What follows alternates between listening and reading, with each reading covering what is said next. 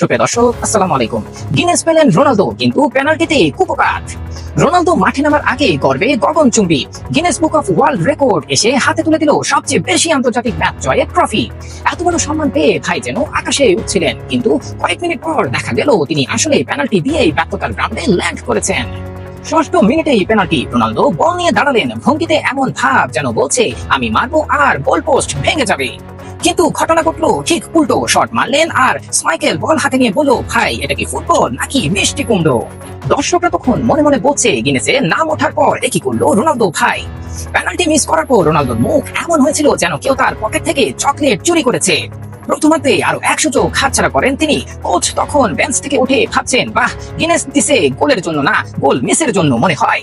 দ্বিতীয়ার্ধে অবশেষে রোনালদো গোল করলেন। গোল করে এমন উদযাপন করলেন মনে হলো তিনি নিজের পেনাল্টি মিস ভুলেই গেছেন, যদিও দর্শকরা এখনো তা ভুলতে পারেনি। এরপর শুরু হলো আসল জমজমাট কাহিনী। ডেনমার্কও গোল দিয়ে জানিয়ে দিল, আমরাও গিনেসে চোখ রাখছি। ম্যাচ যেন গোলের ডিপার্টমেন্ট হয়ে উঠলো। 86 মিনিটে ত্রিকানো গোল করে বলল, রোনালদো ভাই আপনার নামে রেকর্ড থাকুক, গোলে নাম থাকবে শুধুই আমার। 91 মিনিটে আবার গোল। ত্রিকানো যেন জানিয়ে দিল, আমি শুধু গোল দেই না, গিফট ব্যাক করে দেই। 115 মিনিটে গনসালো রামেসও গোল করে বললেন, এই ম্যাচে গোল না দিলে নাকি টিম থেকে বাদ দিবে আমাকে।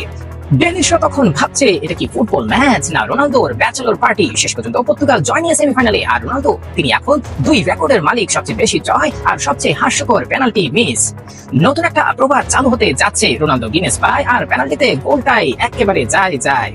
এখন সামনে জার্মানি, মানে আরো এক গোল ফোয়ারা ম্যাচ অপেক্ষা করছে সবার জন্য। সুপ্রিয় দর্শক, এই ধরনের মজার খেলা সংবাদ পেতে আমাদের সঙ্গেই থাকুন। ধন্যবাদ। আসসালামু আলাইকুম।